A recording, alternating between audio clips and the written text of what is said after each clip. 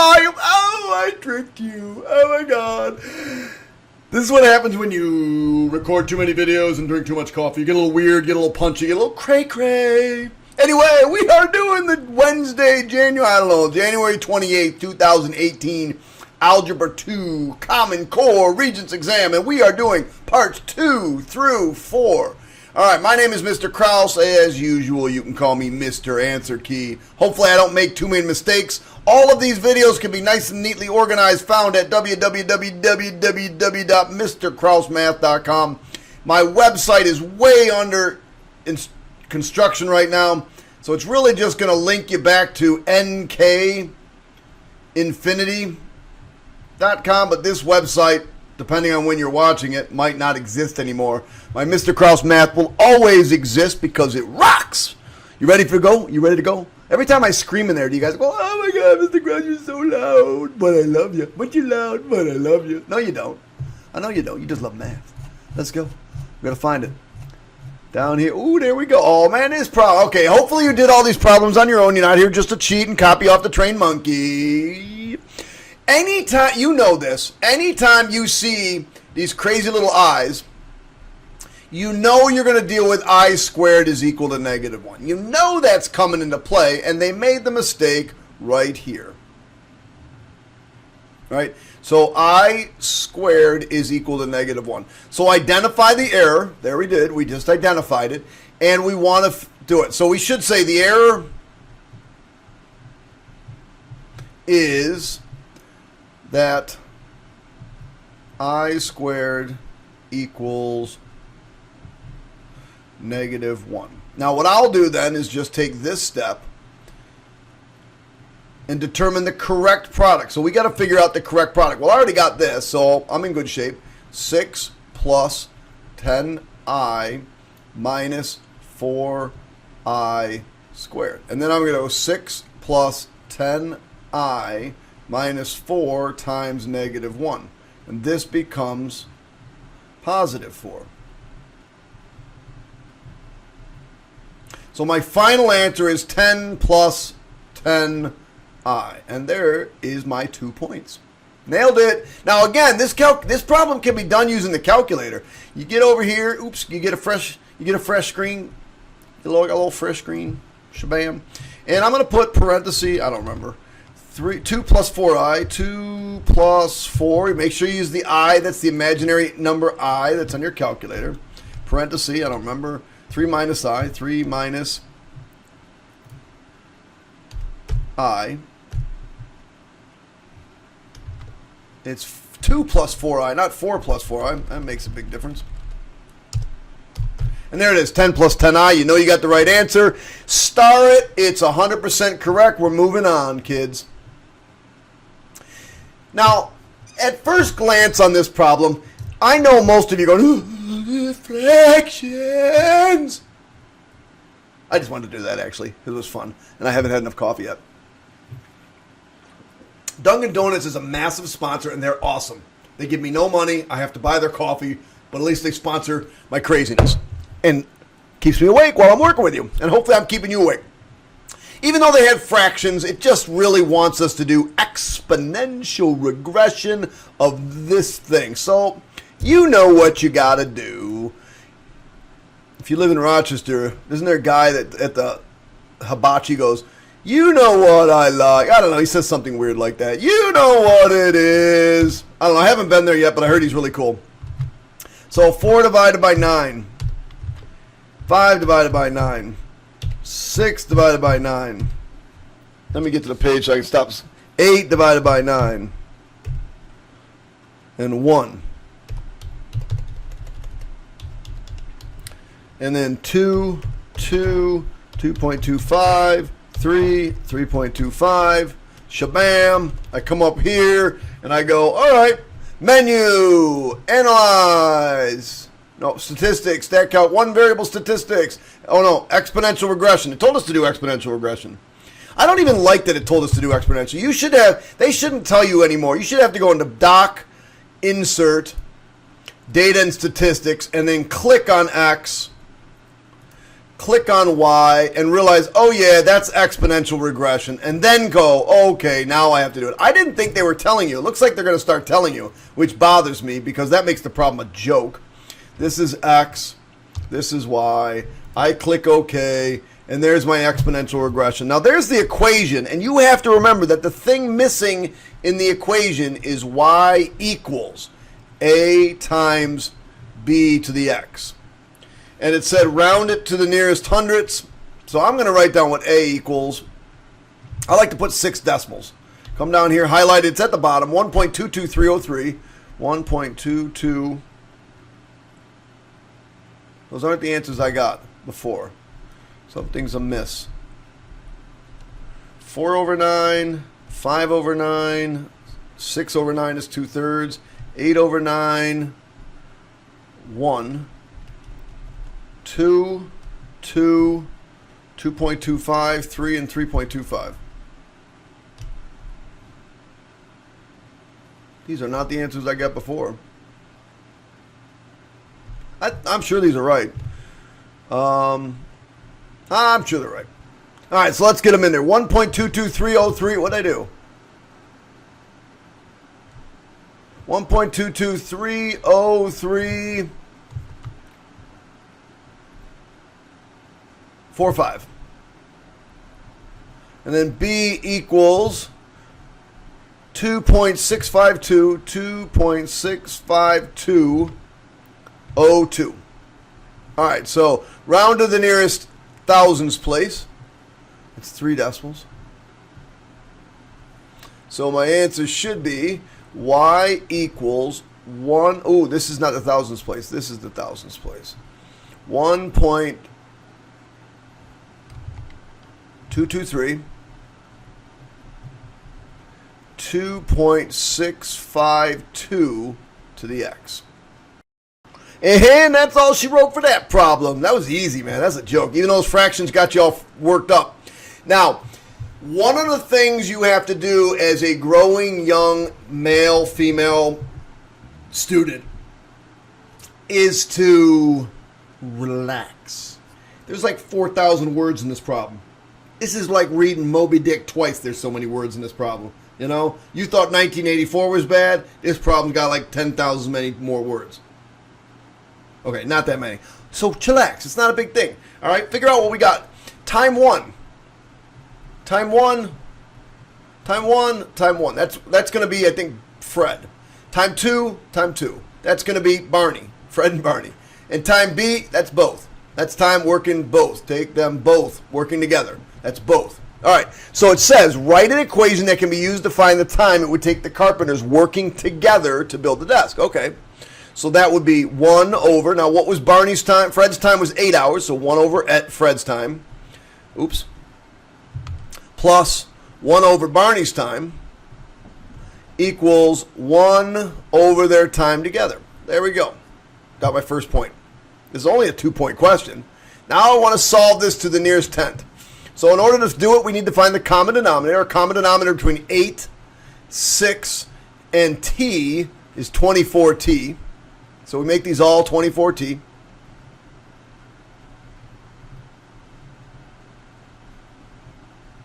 This one needs, I had to multiply by 6t, so this is 6t. I had to multiply by, no, not 6t. I had to multiply by 3t, so this is 3t. I had to multiply by 4t, so this is 4t. And I had to multiply by 24. Does that make sense? Right? Multiply this one by 3t to get 24t. Multiply this by 4t to get 24t. And multiply this by 24. All right. So once I've done that, I no longer need the denominators. I only need the numerators. So I get 7t equals 24. Divide by 7. Divide by 7. And I get t equals... Goodness, I hate when to do that. 3.4.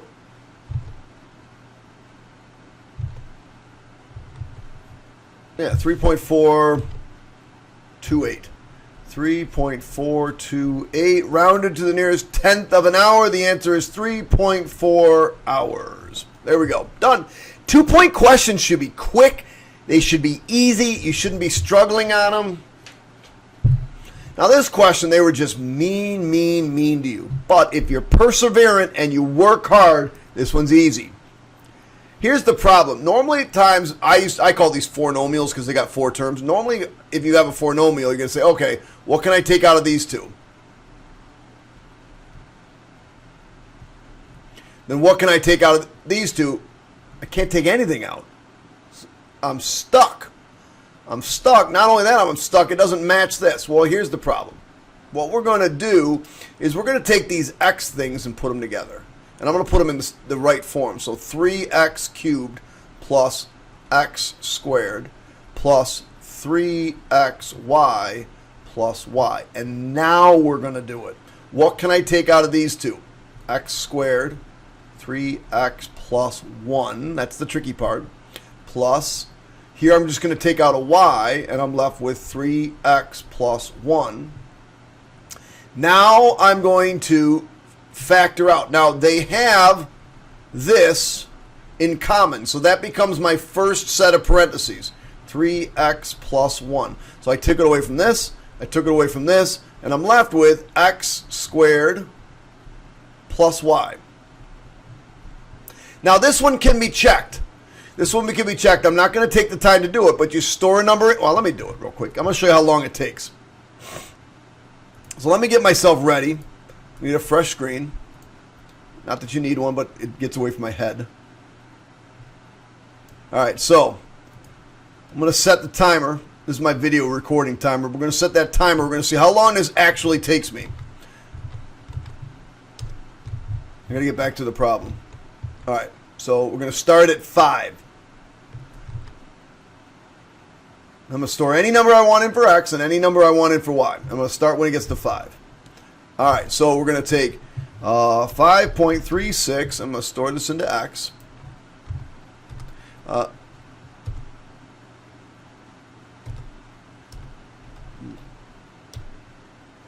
it had something in there. 5.36. Okay, I'm subtracting 15 seconds because it had something in there. Store that into x. All right, and then 2.36. I thought I had something weird sitting on my screen for some reason. Store that in for y. And now I'm going to type in the original. It was x squared plus 3 times x times y plus 3x cubed plus y.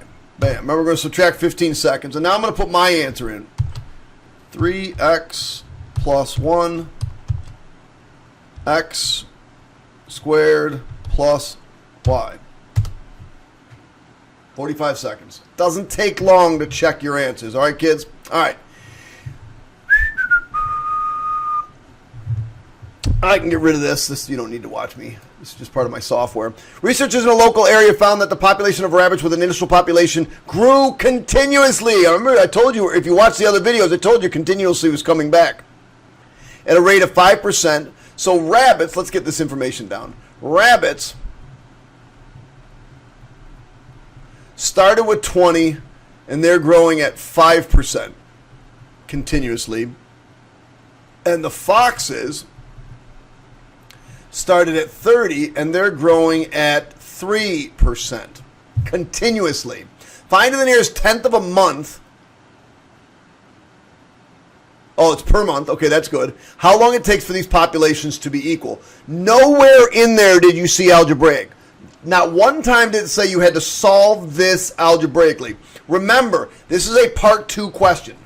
Part 2 questions should really take you about a minute to 2 minutes to solve. If you're spending more than that, you've wasted your time. You're just going crazy. I had a kid one time, he was showing me, he was working on this problem, and I was working with him. I'm like, dude, what are you doing? You're going crazy. I mean, I helped him get the equation, and then he went nuts. So let's talk about the rabbit equation.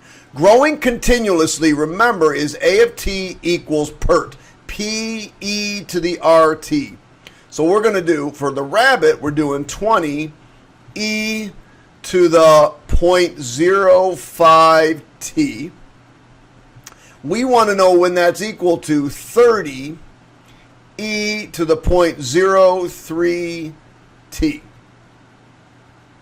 Now, if you tried to solve that algebraically, I would guess most of your math teachers couldn't solve that algebraically. That's badass solving. We're not doing that. Are you cray-cray? We're using our calculator. Okay, so you're getting credit for setting up the equations. And then you're getting credit for coming over to your calculator and being smart enough to actually use your calculator, not the silly function. And so 0.05, you have to use x. You're not going to be able to see it. I'll tell you what, you should know why. 0.03x, right? They're starting at 20 and 30. So this, we don't need this, by the way. So let's go -1. -1, tab. You know they're going to be at 20, you know, and they're growing, they're increasing. So let's do 100, I don't know. And then, I don't know, 100 months? I don't know. There we go. Play around with it until you see it. The question says, when do they equal each other? So we're going to use menu, analyze graph, intersection, shabam, shabam, and there's we go. So I used, now here's what you got to do this, all right? You got to explain what you did. The intersect feature of my TI Inspire calculator. You could just say calculator. To find the point of intersection, which is 20.3. Now you gotta be careful. It's actually not that. This silly thing.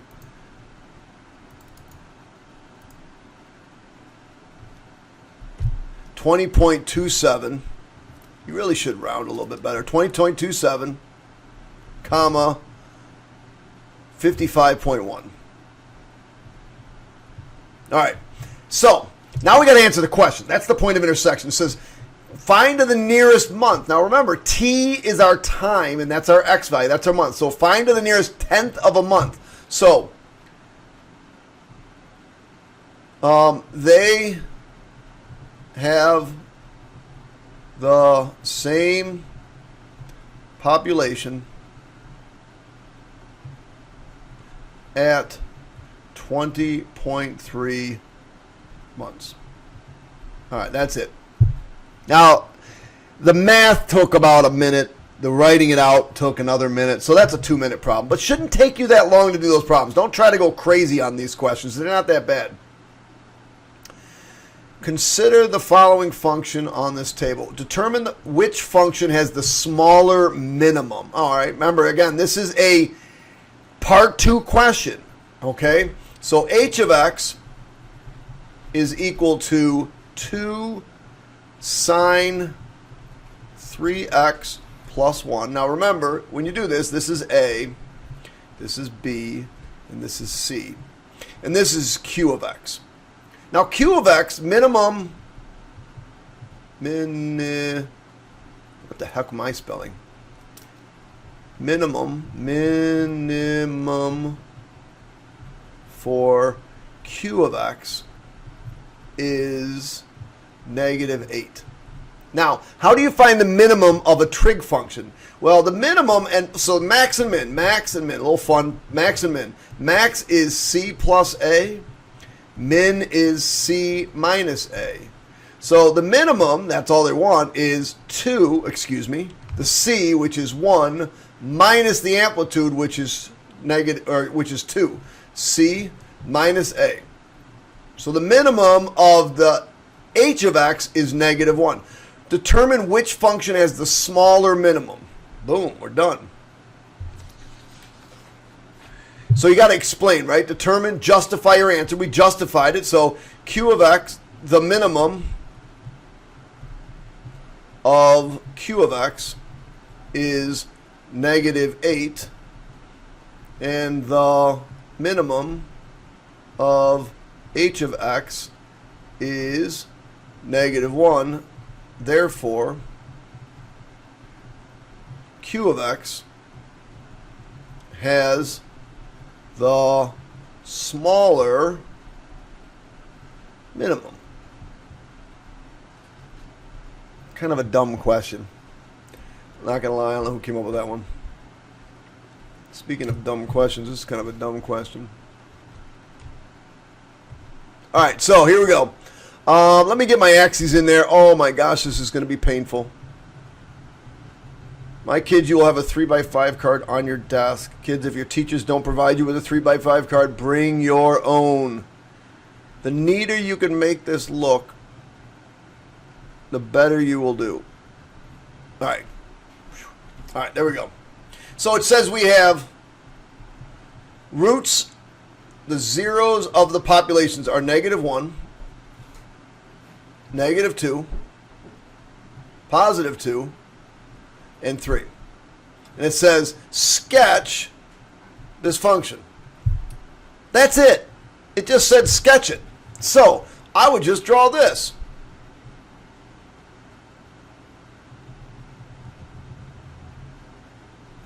Doggone it.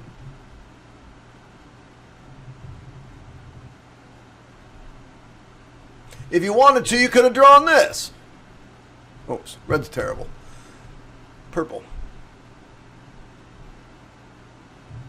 The only thing is you can only go through those points. So the blue one's fine, the purple one's fine, either one's fine. That problem's a joke. That's all you had to do. -1, -2, +2, and 3. Boom. All right. Now, I don't know if you guys have seen my other videos where I use the Krause dictionary definition of the word explain. But let me explain to you what explain means in Krause definition. It means write a paragraph. All right. Maybe 3 or 4 sentences, but you are not going to go, oh, well, I read it in my calculator, said, we actually had kids do this. They went 81 raised to the, was it 4/3? 3/4. 3 divided by 4. I typed it in my calculator and it said 27, so it's equal.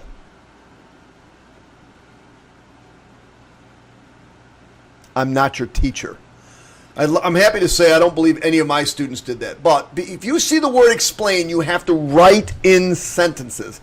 And it has to be sort of coherent. So, how about this? We see that 81 is being raised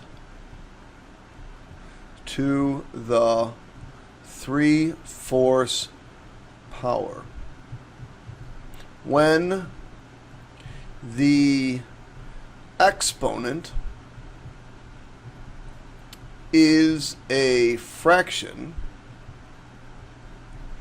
the denominator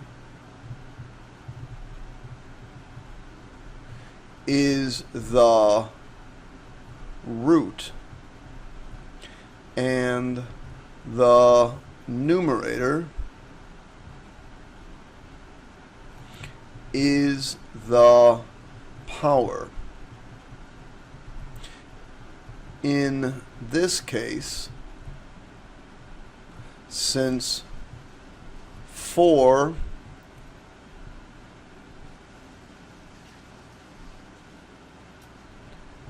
is the denominator, we have the 4th root of 81.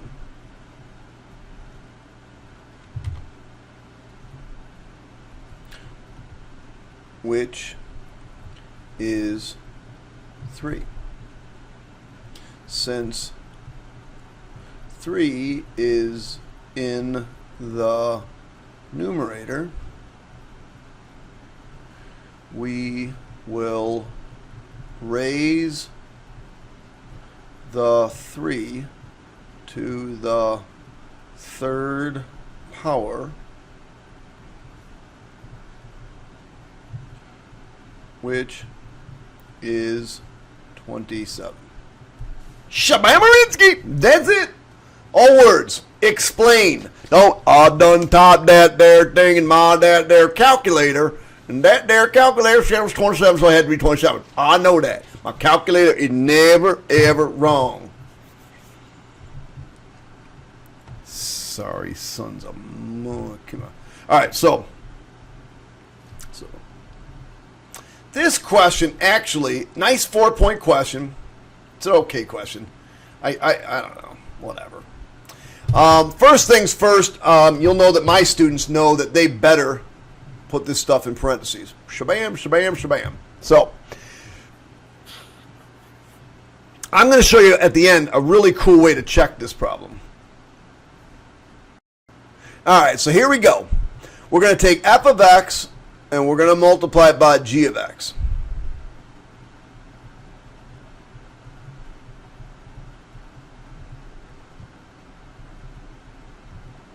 Alert! Alert! Alert! We have a negative. We have a negative. We have a negative. God, that was annoying. How many of y'all just jumped? Some of y'all peed a little bit. I know you did. I know you done peed a little bit. Like peed a little bit. You ever seen that Peyton Manning commercial where he like screams at people and he peed a little bit? I peed a little bit, coach.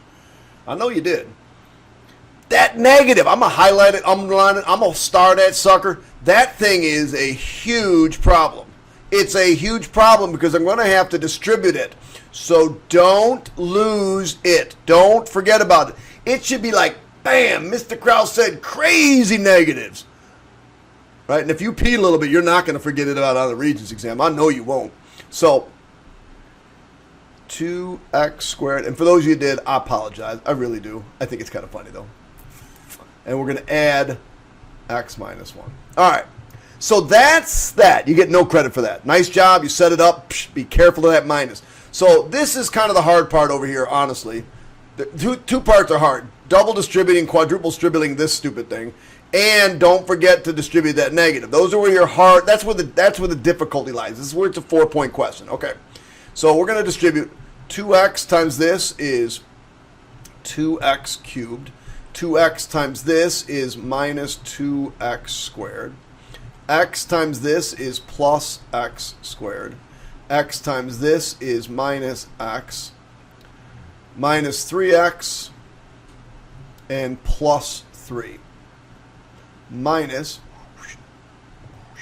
I'm going to clean this up. We get 2x squared here. Now this is positive x and positive x. You're not multiplying. It's just plus. You're just adding. Plus 2x minus 4. Now it's really, really, really, really, really, really easy to make a silly mistake in this problem. So I'm going to clean this stuff up over here.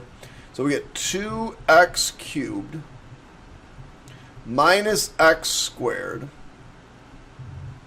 minus 4x plus 3. And now we got to distribute that minus. So minus 2x squared minus 2x and plus 4. We're almost done. 2x cubed minus 3x squared minus 6x plus 7. Now, I'm not even going to look at my answer key. I believe that to be correct. I hope that's correct. But if I'm here on the day of the Regents, I want to know 100% that's correct. And if you learn to check, you'll be all right. Now, I'm going to show you. You may think I'm crazy, but this one's checkable. This one's one of those ones you can star and know you're right. All right? Watch how we do this. So we're going to take any number, 2.65, and we're going to store it in for x. That's all that's what we need to do for now. So I'm going to go over here. It's 2x cubed. No, 2x squared. So 2x squared plus x minus 3, and that's G. So I'm going to store that into G. G, that was easy. And then x minus 1, I'm going to store that into, oh, shoot. I'm going to store this one into G. It makes it better if you actually do it right. This one's F. So I'm going to store this one into F, store the other one into G. Now, what did the problem say? The problem said take F, multiply it by G, subtract, parenthesis, F plus G. That's what it said in the problem. There it is. Now, let's go to our answer. Our answer was, again, I haven't looked at my answer yet. I hope I'm right.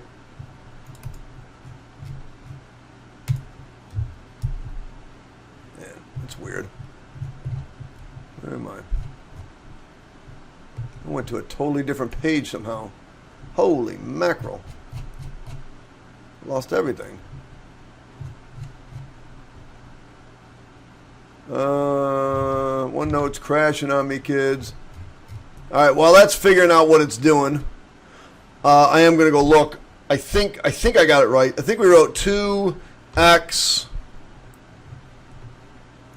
cubed. I hope this is what I wrote on the other one. Minus 3x squared minus 6x plus 7. Now, you get no credit for checking things, but my goodness, how easy was that? I don't know what's going on with OneNote. Let's close it.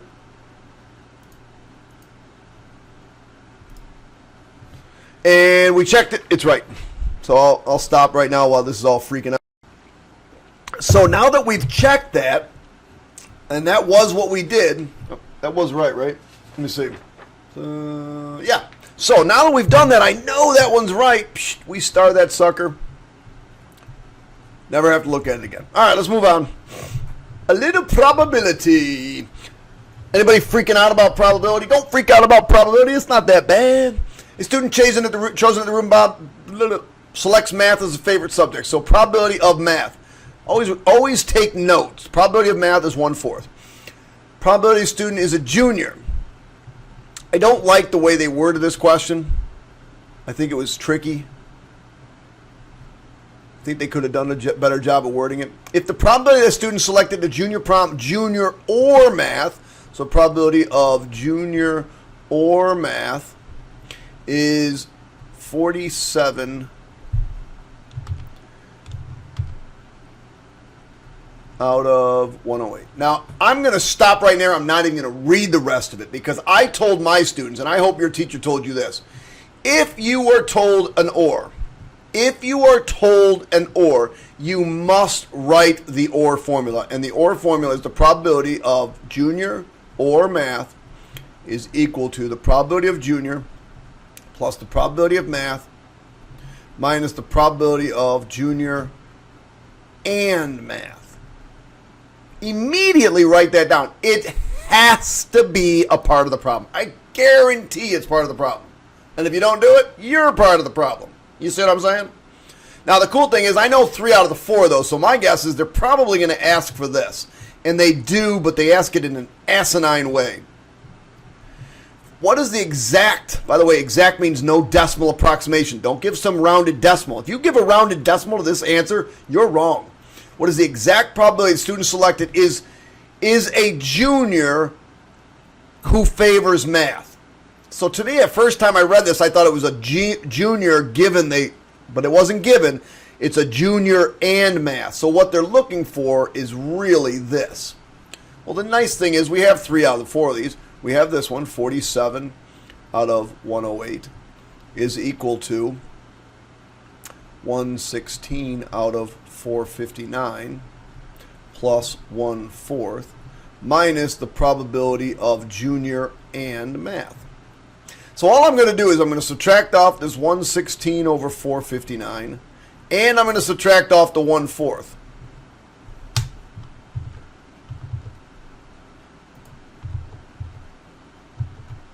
You get a fresh bowl, a fresh screen for you so you can see. So we're going to take the 47 divided by 1. I don't want to do it this way. This is going to be a problem. We're going to take control division, 47 over 108 minus 116 over 459 minus 1 over 4, and I hit enter. Negative 31 over 459. So this is negative 31 over 459 equals negative the probability of J and M. There it goes. That's the answer. Probability. So the probability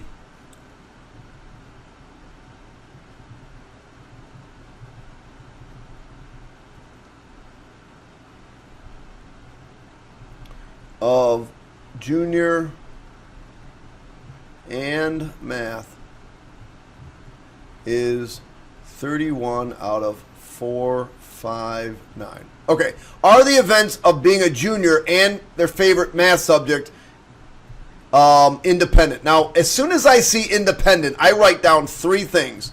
Math and junior equals the probability of math times the probability of being a junior. The probability of math is equal to the probability of math given junior. And the final thing is the probability of junior is equal to the probability of junior given math. Now, if they tell you something's independent, those three are true. Guaranteed. If they say these are independent events, those three are true. If they say, are they independent, we're going to use one of those three to test for independence. Now, nowhere in this problem did they talk about givens. So those two we can't use. So we're going to have to use this first one. So, and it's really simple. We're going to use this first one. And we know that we came up with this one is 31 out of 459. Does that equal the probability of math, which is 1/4, times the probability of junior, which is 116 over 459. So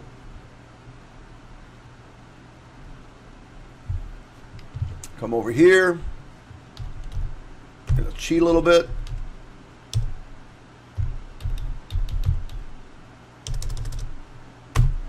$29 out of 459.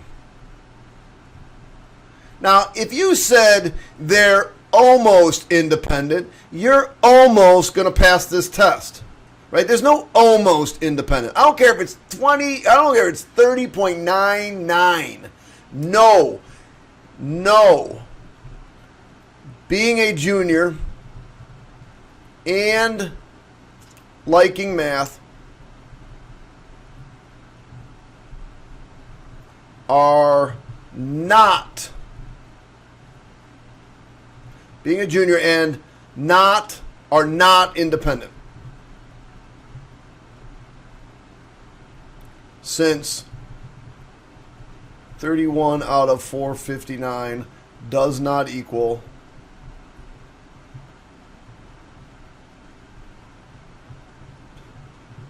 $29 out of 459. It's close, but you're not close to being independent. It's like being closely pregnant. No, you're either pregnant or you're not pregnant. Please don't be pregnant. Oh no, statistics. I hated this question. Blech. Let's see if I can pause. When I'm about to do an annoying statistics question, I spit all over myself and drink coffee at the same time. Oh, kids. New York State. Gotta love them. I spent 6 weeks talking about statistics and probability, and then they give you these questions. All right, so here's what they did. They did a random sample of 250 men, and in one of the samples, they found out that 139 of the 250 men were married. And they all had to be over 21, were married. So what they did was they ran a computer simulation based on that 139, and they ran it 200 times. So each one, there's 200 dots. If you probably count, I don't know, if anybody counts those, you're crazy. There's 200 dots, and each one of those dots represents 250 people.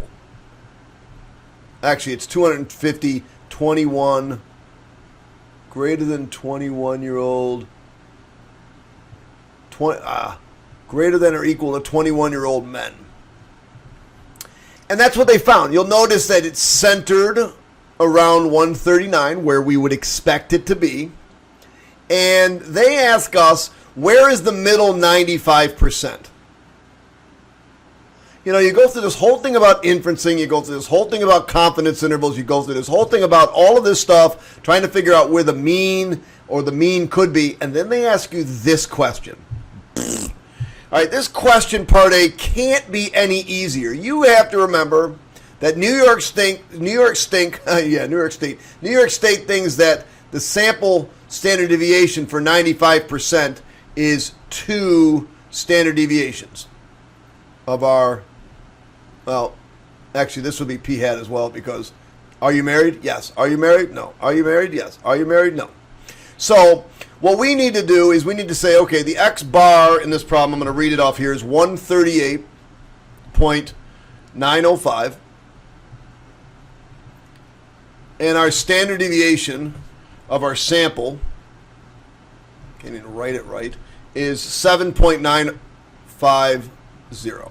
So if I want to find the middle 95%, I'm going to take 138.905. And even so, by the way, 95% is 1.96 standard deviations, but they want you to use 2, which is why they're letting you round it to the nearest integer. Because if you actually use 1.96, you'll probably get this right as well, which is a better answer. But we'll do 2, 7.950.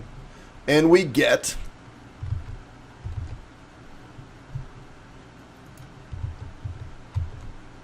138.905 plus 2 times 7.95. I get 154.8, and they want round to the nearest integer, so it's 155. And if I do the minus of that, I get, I should just probably just put plus here. And if I do the minus of that is,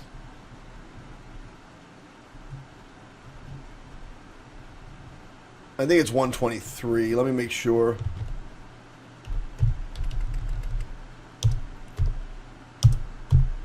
$123.05, so it's 123.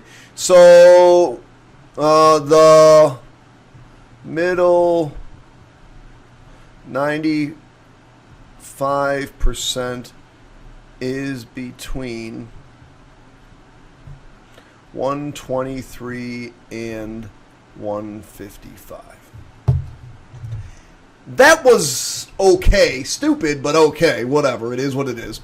The second part of this question is annoying as all heck. So all year long we've been doing inferencing where we've done, where we've created an interval where we were fairly confident the true population mean resided. We weren't sure, but we created a confidence interval where the true population mean resided. That has nothing to do with this problem. This is not a confidence interval. This is, here's 95% of the data. It's centered around here. Okay, great. That's just awesome. All right, why? All right, so a study claims that 50% of men 21 years or older are married. So let's talk about this. We have a study claimed that 50%. So if I was doing 250 men, that would be 125 men out of 250. So if the study said that 50% of men 21 years and older in the United States are married, do your results from part A, oh, here we go, contradict. They decided to add a little trickiness in there.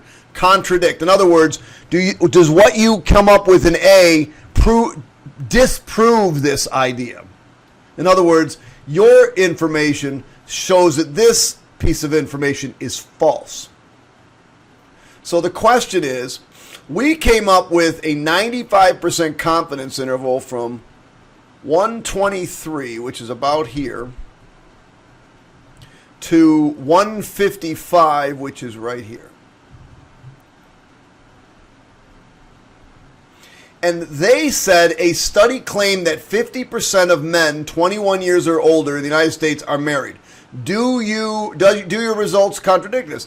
Well, if they said 125, that's inside of here, right? So do we believe that? Yeah, I believe that. That's true. Their studies said that 50% came up with. Their studies within our 95%. It's within that margin of error. So no, it doesn't contradict it. We believe them. No, we found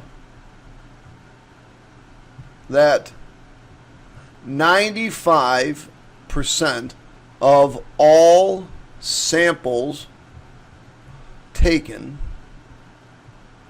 would be between 123 and 155. Since this study falls in this interval,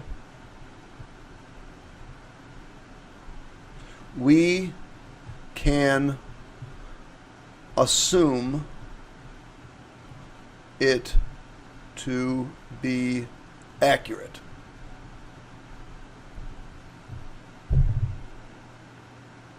That's it. I'm done with that problem. All right, here we go. This is a cool question. I kind of like this one, actually. The graph of the function f of x is shown below. The function has a leading coefficient of 1. So in other words, we've got f of x equals 1. Now, if I'm making up that question, I'm picking a different number than 1.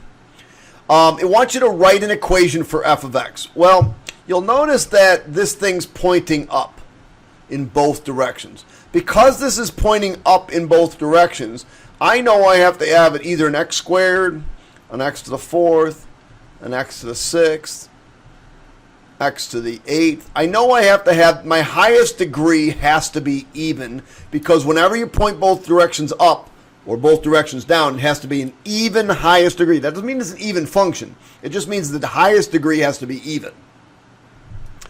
All right, so I'm going to find the roots. And the roots are right here at negative 1, 2, 3, 4, 0, and 3. However, this one is vital. This one is a bounce point. It is bouncing off that. If I was to come over here and say f of x is equal to 1 times x plus 4, right? Because the negative 1 goes in there as plus, times x minus 3. Remember, when they come in, they go in with opposite signs. If I was to do that, this would only be a cubic function, right? Bounce points, we deal with those. Remember, that's a bounce point. That's like a double root. We're going to square that, and that's what we get. So actually, this is part A. The tricky part was you had to know because it was the bounce point. Because if it bounced off here, you'd write x minus 3 squared. If it bounced off here, you'd write x plus 4 squared. It doesn't. It bounces off at the origin, so it's x squared. Kind of tricky. Now, this next part is a joke. It's kind of simple. All we're going to do is do a transformation left 2 units.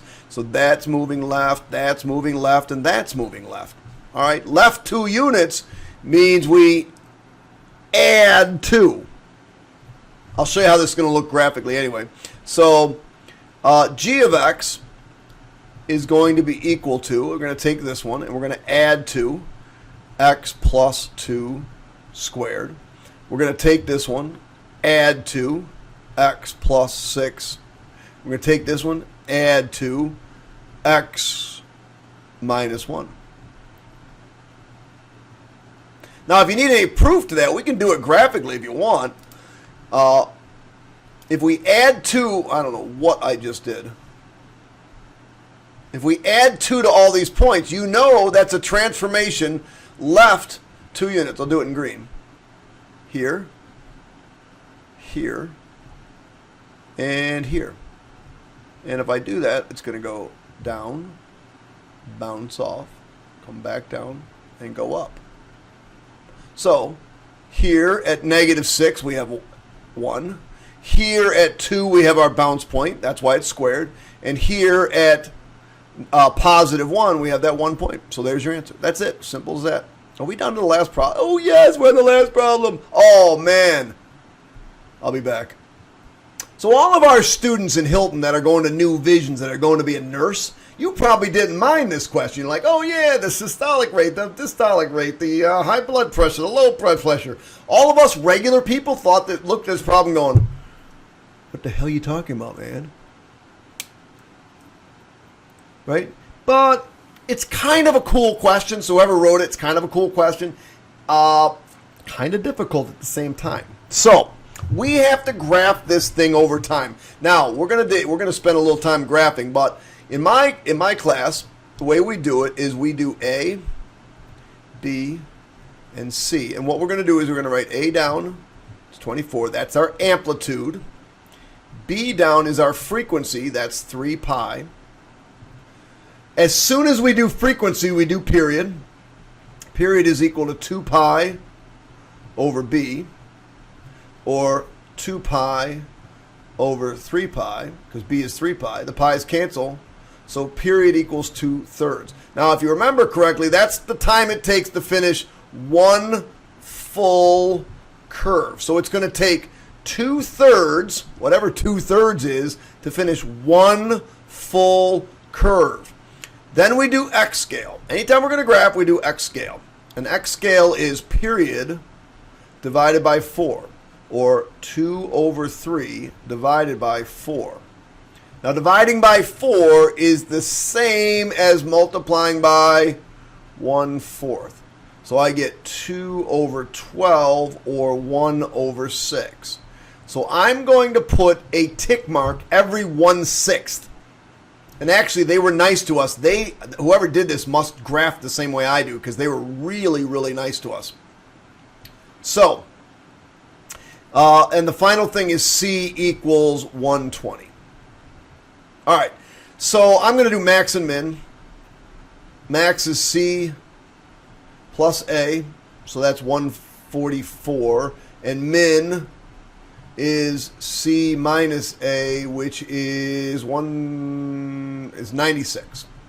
So lowest I got to get is 96. The highest I got to get is 144. So let's see. Let's say I make that 10. It's 100, 110, 120, 130, 140, 150. That worked out. 150, 140, 130, 110, and 100. First thing we're going to do is draw in the midline. Now, since it's not part of the graph, it has to be done using a dotted line.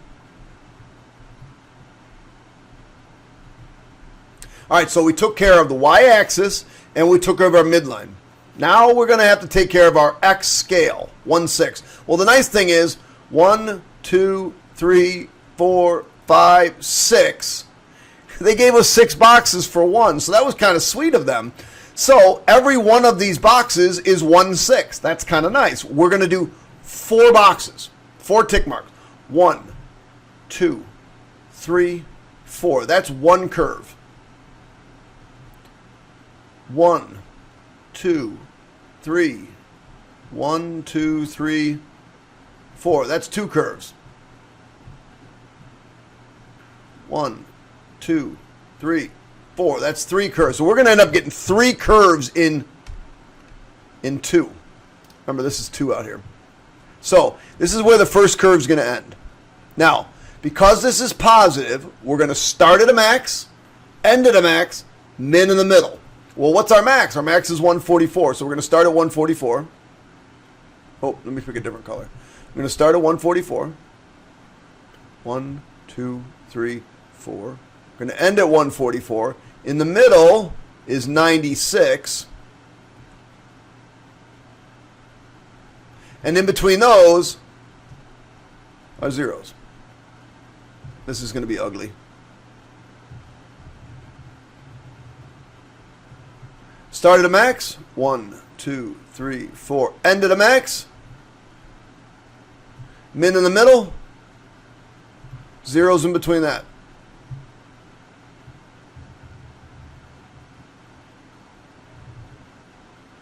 Start at a max. End at a max. Min in the middle. Zeros in between that.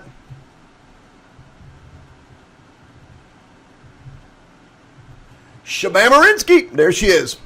3 full curves. We graphed it from 0 to 2. You had to go all the way to 0 to 2. Whew, that was pretty rough. Determine the period for P. Oh, we already did that. That's great. Period is equal to 2 pi over B, which is equal to 2 pi over 3 pi, which is equal to 2/3. Now, this is 2/3. What's the time in this thing? Seconds? So this is 2/3 of a second. So explain what this value represents in context. So that's the part that I didn't like about this question, because now you got to understand what they're talking about in context. Well, they're talking about blood pressure. Highs and low. High blood pressure, low blood pressure. High blood pressure, low blood pressure. And most of you don't understand any of what that is, and I don't actually understand it too much either. But I understand that up here would be high blood pressure, and down here would be low blood pressure, and back up here would be high blood pressure, and that's the period, the time it takes to finish one full curve. So we have to describe this in context. So a period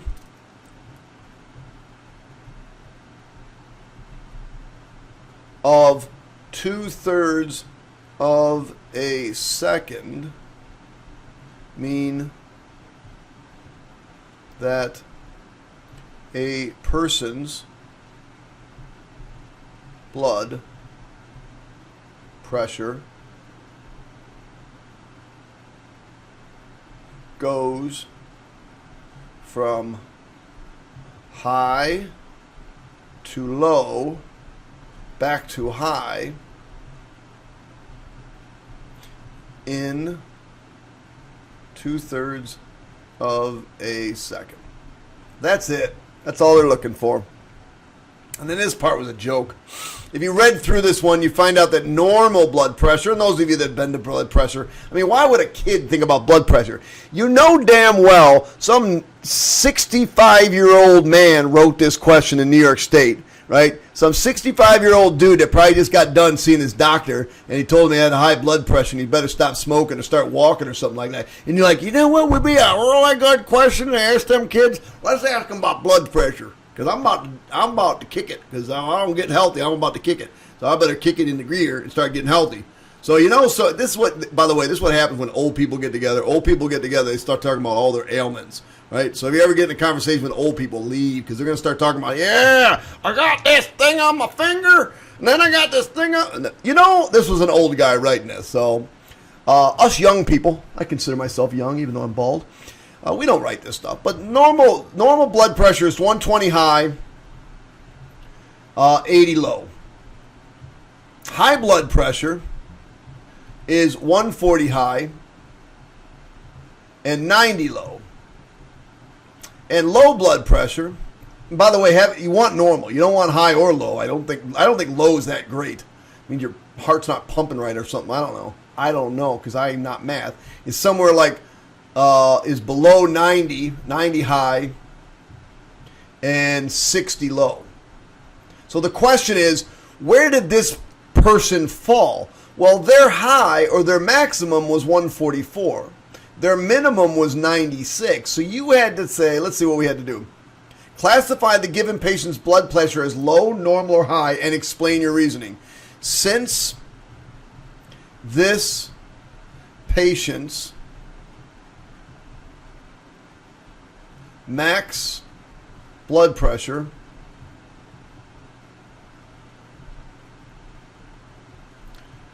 was above 140, and max high blood pressure was above 140, and low was above 90. They are a patient suffering from high blood pressure.